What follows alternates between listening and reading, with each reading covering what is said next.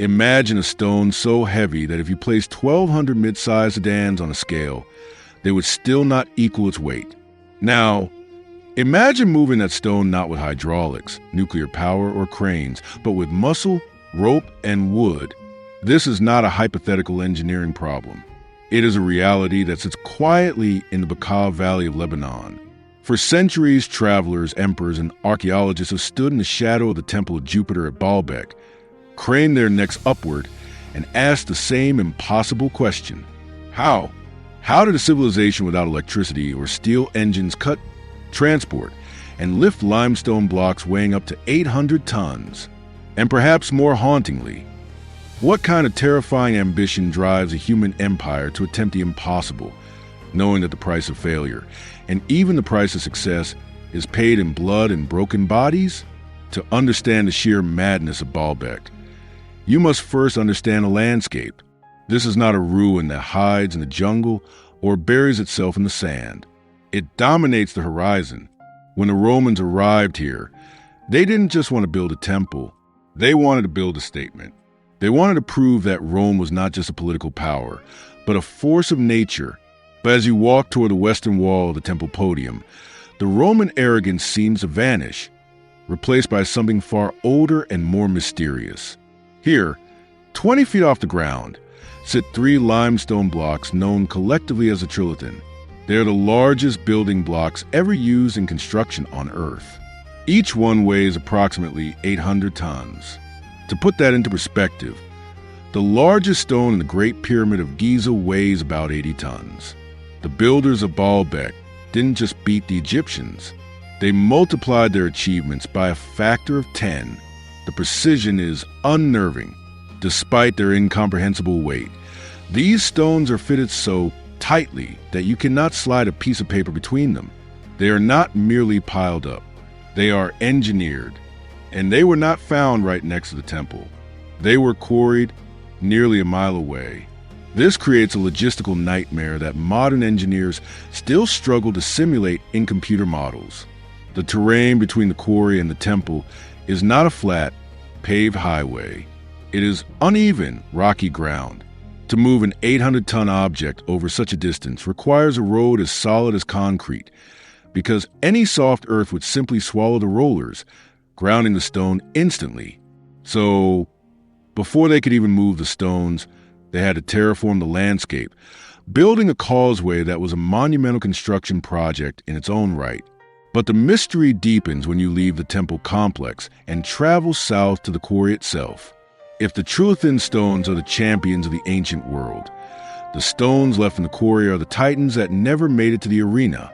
Here lies the stone of the pregnant woman, a monolith that for centuries was believed to be the largest cut stone in the world, weighing an estimated 1,000 tons. It lies at an angle, almost ready to be lifted, attached to the bedrock by a mere sliver of rock on its underside. For hundreds of years, local legends whisper that only the supernatural, jinns or demons, could have moved such weight, and for a long time, it was easy to believe them. But in 2014, the story changed again. Archaeologists discovered yet another stone, buried underneath the first ones, hidden by centuries of debris. They call it the Forgotten Stone. It weighs 1,650 tons. It is the largest single piece of stone ever carved by human hands. The existence of these quarry stones changes the narrative. They tell us that the Trilithon was not the limit of the builders' ambition. It was a compromise. The builders intended to use these even larger monsters. They cut them, they shaped them, and they prepared to move them. But something stopped them. Was it a crack in the stone? A realization that they had finally exceeded the limits of physics? Or did the empire simply run out of money and patience? The stone of the pregnant woman has a visible fissure, a heartbreaking flaw that likely appeared just as the work was nearing completion, rendering years of labor useless in a split second. It serves as a frozen monument to the moment where human reach finally exceeded its grasp. So, how is it done? How do you move the immovable? Historians and engineers have debated this for decades, and the answers are as ingenious as they are brutal. The Romans were masters of the capstan, a vertical winch system. Imagine a massive wooden drum anchored into the ground. Horizontal bars stick out from it like the spokes of a wheel. Men push against these bars, walking in circles, winding a rope around the drum. This simple machine multiplies human force. But for a 1,000-ton stone, one capstan is useless. You would need a forest of them. Some calculations suggest a system of over 100 capstans, all connected to stone with miles of thick hemp rope, operated simultaneously by thousands of men. Coordinate this image in your mind. It is not just about strength. It is about rhythm. If one team on the left pulls harder than the team on the right, the stone twists. If it twists, it grinds off the rollers. If it slides off the rollers, it sinks into the earth, and it may never move again. The operation would have required a conductor, a signal system of drums or trumpets, to ensure that thousands of men exerted exactly the same amount of force at exactly the same second. It was a machine made of human bodies, and the rollers themselves presented a deadly problem. We can only take so much weight before it splinters. To support 800 tons, you would need exceptional timber, likely imported cedars, and you would need hundreds of them. As the stone moved forward, men would have to run into the crushing zone at the front to place new rollers, while others pulled the crushed ones from back. One slip, one stumble, and you were erased. There is also the theory of the earth ramp. To lift these stones 20 feet into the air to place them in the wall, you cannot simply hoist them. Roman cranes, the polyspastos, were brilliant inventions capable of lifting 60 tons. That is impressive, but negligible compared to the Trilithon. So, the builders likely buried the temple podium in a massive artificial hill. They built a gentle slope of earth and gravel, dragging the stones up the ramp until they were level with their final resting place, and then sliding them into position. Once the wall was finished, they had to dig the temple out again, removing millions of tons of earth just to reveal what they had built. The inefficiency is staggering. It speaks of an empire that viewed labor as a resource as cheap as air. But why? This is the question that lingers long after the engineering theories are exhausted. Why did they do it? The Romans could have built the Temple of Jupiter using smaller blocks. They could have used bricks. They could have used 20-ton stones, which were easy to handle and readily available. Why risk the entire project to treasury and thousands of lives for 3 specific, impossible stones? The answer lies in the psychology of power. Baalbek, or Heliopolis as it was known then, was an important religious center, but it was also a frontier. It stood on the edge of the Roman world, facing the east. By placing the largest stones on earth in the foundation of their temple, Rome was sending a message to the local populations, to the rival Persian Empire, and to the gods themselves. We do not just inhabit the world, we dominate it. We can do what nature cannot. But the stones of the Trilithon do not stand in isolation. To truly grasp the scale of this achievement, we must look at what stood on top of them. The Temple of Jupiter was not just a platform. It was a forest of stone. 54 massive columns once surrounded the inner sanctum. Today, only 6 remain standing. These 6 columns define the skyline of the Baffle Valley. Each one is over 60 feet tall. That is the height of a 6-story building and nearly 8 feet thick. Unlike the monoliths of the foundation, these columns consist of 3 separate drums, stacked with such terrifying accuracy that they have remained standing through centuries of earthquakes that flatten modern cities. When you stand at their base and look up, the sheer verticality makes you dizzy. It forces you to realize that the foundation stones were not the end of the project. They were merely the stage for something even more grandiose. And yet, just a stone's throw away from the gigantism of the Jupiter Temple sits a structure that offers a different kind of mystery, the Temple of Bacchus. If the Temple of Jupiter is about brute strength, the Temple of Bacchus is about beauty. It is smaller, yes, but small at Baalbek is a relative term. It is still larger than the Parthenon in Athens. Because it was protected by debris for centuries, it remains one of the best preserved Roman temples in the world. Here, the mystery is not about weight, but about detail. The doorway alone is a masterpiece of engineering. featuring a keystone that slipped out of place during an earthquake in the 1700s and hung precariously over the heads of visitors for 2 centuries before modern engineers finally secured it. Inside the Temple of Bacchus, the walls are covered in intricate carvings, poppies, grapes, dancing figures. It is a stone celebration of wine, ecstasy, and excess. It reminds us that Baalbek was not just a construction site. It was a functioning center of worship, a place where the scent of incense and the smoke of sacrifices filled the air. It was a place where Roman soldiers, tired from campaigns in the East, came to marvel at the might of their own empire. It was a psychological weapon. When a local merchant or a traveler from the desert arrived here and saw these structures, they understood instantly that resistance against Rome was futile. If they could stack mountains, they could certainly crush a rebellion. However, the sheer impossibility of Baalbek has given rise to another narrative, one that has gained massive popularity in the 21st century. Type Baalbek into any search engine, and you will eventually find a theory of ancient aliens. Proponents of this theory look at the Trilithon and the stones in the quarry, and they say humans could not do this. They argue that the technology to move 1,000 tons did not exist, and therefore, this site must be a landing pad for extraterrestrial spacecraft, or the work of a lost, high-tech civilization that predates history. It is a seductive idea. It solved the puzzle without the need for math or sweat. But in many ways, attributing Baalbek to aliens is an insult to our ancestors. It underestimates the sheer grit of the human species. The Romans and the Phoenicians before them were not primitive. They possessed a genius for mechanics that we often forget.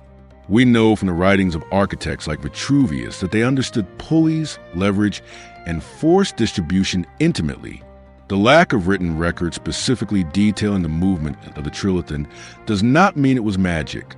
It likely means it was a trade secret, or simply that the records were lost in the burning of libraries and the fall of empires. The alien theory ignores the visible evidence of the quarry. The chisel marks, the failed stones, the oil lamps left behind by workers. These are not the marks of laser beams. They are the marks of iron tools driven by human muscle. The true story of Baalbek is actually more fascinating than fiction because it involves the layering of history. Long before the Romans arrived, this place was already sacred. It was a site of worship for the Phoenician god Baal, hence the name Baalbek. When the Greeks arrived, following Alexander the Great, they looked at Baal and saw their sun god, Helios, renaming the city Heliopolis, the city of the sun. When the Romans arrived, they saw their own sky god, Jupiter. They didn't destroy the old sanctity. They built on top of it. They absorbed the local gods into their own pantheon. This is why the site is so massive. It is thousands of years of religious devotion piled into one location. The stones are huge because the site had to be better than everything that came before it. But nothing lasts forever. As the Roman Empire fractured and converted to Christianity, the great temples were shut down. The Emperor Theodosius began tearing down parts of the site to build a basilica. The golden statues were melted, the oracles silenced. Then came the Islamic conquest, and Baalbek was transformed again, this time from a temple into a fortress. You can still see the Arab fortifications today, medieval walls built right on top of the Roman stones, creating a strange patchwork of history. The fortress held out against Crusaders and Mongols, turning the House of the Gods into a theater of war. The final blow, however, came from the earth itself. The Levant lies on a fault line. A series of catastrophic earthquakes, particularly in the 12th and 18th centuries, shook the Baca Valley violently. This is what toppled the 54 columns of Jupiter. This is what cracked the walls. The great stones of the Trilithon, however, rode out the waves. Their mass was their protection. While the delicate columns fell, the megaliths held firm, anchoring the site through the destruction. For centuries, Baalbek lay in ruins, visited only by brave travelers who sketched the romantic decay. It wasn't until the visit of the German Kaiser Wilhelm II in 1898 that serious preservation began. The Kaiser was awestruck. He saw in Baalbek a reflection of his own imperial ambitions. He dispatched German archaeologists to clear the rubble and map the site. It was these excavations that truly revealed the scope of the Roman engineering to the modern world. They cleared the earth ramparts, they exposed the foundations, and they brought the stone of the pregnant woman to global attention. But to fully appreciate the genius of Baalbek, we cannot just look at the individual stones. We must experience the site as the ancients did, as a journey. The Roman architects didn't just dump a temple in a field. They choreographed a theatrical experience designed to strip away your ego before you ever reach the Holy of Holies. If you were a pilgrim arriving 2,000 years ago, you would first encounter Propylaea, a massive, imposing gateway. You would climb a steep, dramatic staircase, forcing you to look up, physically lowering your head in a gesture of submission just to watch your step. Once through the gates, you wouldn't enter the temple immediately. You would be funneled into the hexagonal court. This is an architectural rarity, a six-sided courtyard open to sky. Historians believe this space acted as a buffer zone, a place of mental preparation. As the sun beat down on the limestone pavement, surrounded by 30 columns, the noise of the outside world would fade away. It was here that the faithful would gather, perhaps to buy sacrificial animals or to consult with minor priests, the tension building as they moved closer to the massive altar of Jupiter. It was this atmosphere of overwhelming power that made Baalbek not just a construction site, but the home of one of the ancient world's most famous oracles. Emperors didn't just fund this place, they feared it. There is a famous story concerning the Emperor Trajan, one of Rome's greatest military leaders. Before launching a dangerous war against the Parthian Empire in the east, Trajan stopped here. He needed to know if he would return to Rome alive, but he was skeptical. He wanted to test the oracle's power first. So, Trajan sent a sealed letter to the priest of Baalbek, containing a blank sheet of paper. He told no one what was inside. The oracle, entering a trance, commanded that a blank piece of paper be sent back to the emperor. Trajan was astounded. The god had seen through the trick. Convinced of the oracle's authenticity, he then asked his real question: will I survive the war? The oracle's response was chillingly cryptic. He handed the messenger a centurion's vine staff, broken into pieces and wrapped in a shroud. Trajan marched to war, and though he won battles, he never saw Rome again. He died of illness on the return journey, his bones brought back to the capital, broken and wrapped, just as the oracle had predicted. This story cemented Baalbek's reputation. It wasn't just a pile of rocks. It was a direct line to the divine, a place where the fate of the world was decided. Maintaining the spiritual powerhouse required a logistical operation that rivals the construction itself. While we focus on the stone movers, we often forget the support army. To keep thousands of stonemasons, carpenters, blacksmiths, and slaves working for decades, the Baca Valley had to be transformed into breadbasket of the empire. A complex network of aqueducts channeled water from the nearby springs not just for drinking, but for the industrial processes of cutting stone. The local economy boomed. Grain, wine, and oil flowed into the site. It was a city dedicated to a single purpose: building the home of a god. The sheer caloric output required to fuel the men who pulled the ropes of the Trilithon is a staggering calculation in itself. Yet, despite the grandeur, the silence eventually returned. After the earthquakes and the wars, Baalbek slept. But in the modern era, the stones have found a new voice. Since 1955, the ruins have hosted the Baalbek International Festival. It is one of the most prestigious cultural events in the Middle East. Imagine the scene. The sun sets, casting long, purple shadows over the 6 remaining columns of Jupiter. Floodlights turn the Temple of Bacchus into a glowing golden palace. And then the music starts. Legends like Ella Fitzgerald, Sting, and the grand diva of the Arab world, Farah, have stood on these steps. When Farah sang Baalbek, "I love you" under the archways of the temple, it wasn't just a concert. It was a reclamation. The sound of modern orchestras bouncing off Roman limestone creates a bridge between the past and present. It proves that while the religious function of the temple has died, its ability to bring people together and or remains untouched. During the darkest days of the Lebanese Civil War, the festival had to stop, and the silence of the ruins became a heavy symbol of the country's tragedy. But its return was a symbol of resilience. The stones have survived Roman arrogance, Christian iconoclasm, and modern artillery. They are the ultimate survivors. This resilience is perhaps the most important lesson Baalbek offers us. In an age where we build skyscrapers of glass and steel, structures designed to last perhaps 50 or 100 years before being torn down, Baalbek stands as a challenge. The builders here were not thinking about the next fiscal quarter. They were not thinking about their own lifetimes. They were thinking about eternity. They were willing to engage in a struggle with the earth itself, quarrying stones that defied the laws of physics because they believed that what they were building mattered. The irony, of course, is that the empire that built these walls is long gone. The wooden cranes have rotted, the ropes have turned to dust, and the names of the architects are forgotten. The Temple of Jupiter itself is largely a ruin, shaken apart by earthquakes and time. But the stones remain. The Trilithon has not moved an inch. The forgotten stone still waits in the quarry, patient and heavy. They have outlasted the gods they were built to honor. They have outlasted the emperors who commissioned them. They stand as a testament to a specific moment in human history when we refused to accept the limitations of our own size, when we looked at a mountain and decided we could move it piece by piece. Today, modern cranes would struggle to lift the Trilithon stones. To move the forgotten stone, we would need specialized modular transporters used for moving space shuttles or oil rig platforms.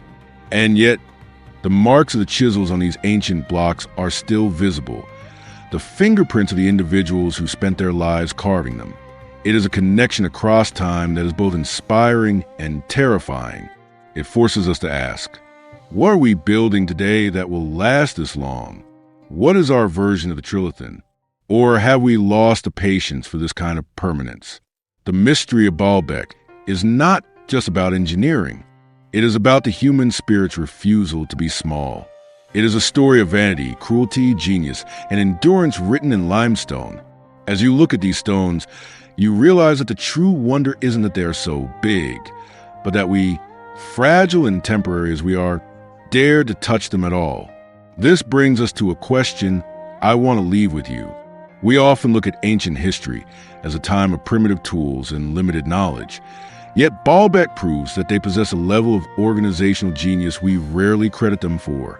If you had the unlimited resources of an empire, but only the technology of the ancient world, what monument would you build to ensure you were remembered for 10,000 years? Let me know your answer in the comment below. I read every single one. If you enjoyed this deep dive into the impossible engineering of the ancient world, please hit the like button and subscribe for more documentaries that uncover the lost chapters of our history.